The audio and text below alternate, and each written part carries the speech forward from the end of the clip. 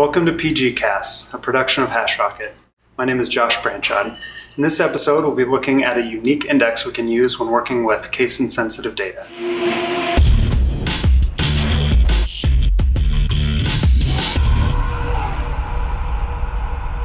In a previous episode, we explored some considerations when querying data that is considered to be case-insensitive. We started with a users table that looked like this. And in this table, we have a unique index on the email field. But because we expect most queries to use the lower function on that email field, we decided to add another index.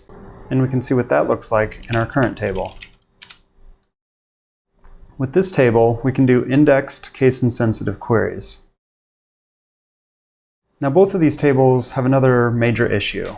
They will both allow us to insert records with duplicate emails by using different casing for those emails.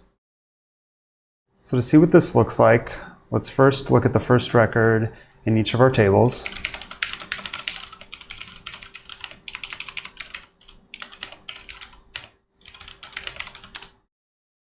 Each of them has a person1@example.com.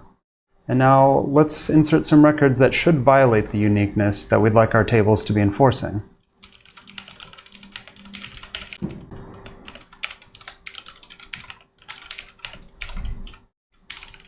And we'll use all caps here.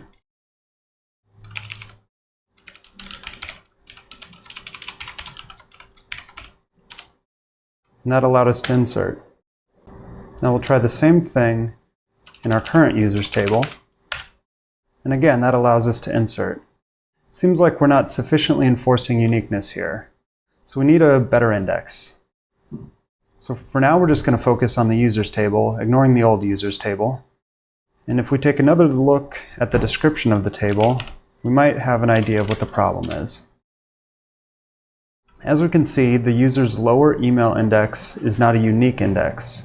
If we update it to enforce uniqueness on the lowercase version of the email column, then we can be sure we won't end up with any duplicate records. So what if we just try adding another index with this additional constraint?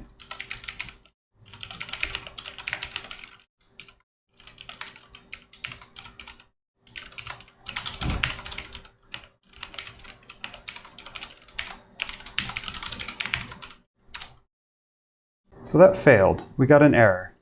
That's because we need to clear out any duplicates first, which means we need to remove that record we inserted earlier that used all capitals.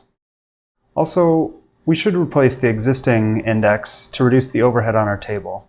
So we'll do all of this at once, and we'll do that by starting a transaction in order to ensure data consistency as the indexes are being swapped out. So we'll start our transaction. We'll delete that user record.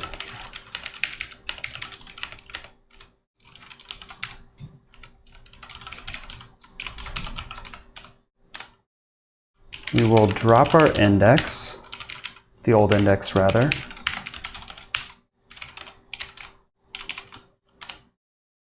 All right, now we will create our new index, just like we tried to do before.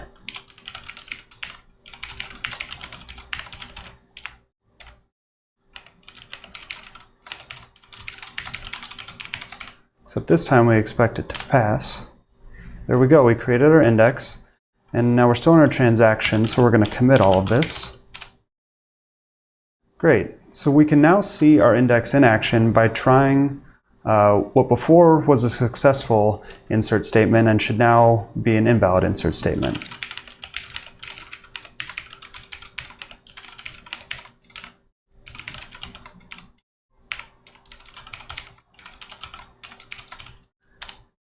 Our new index now catches that duplicate email, and so we see the following error. Our case-insensitive email column is now even more robust. Until next time, thanks for watching.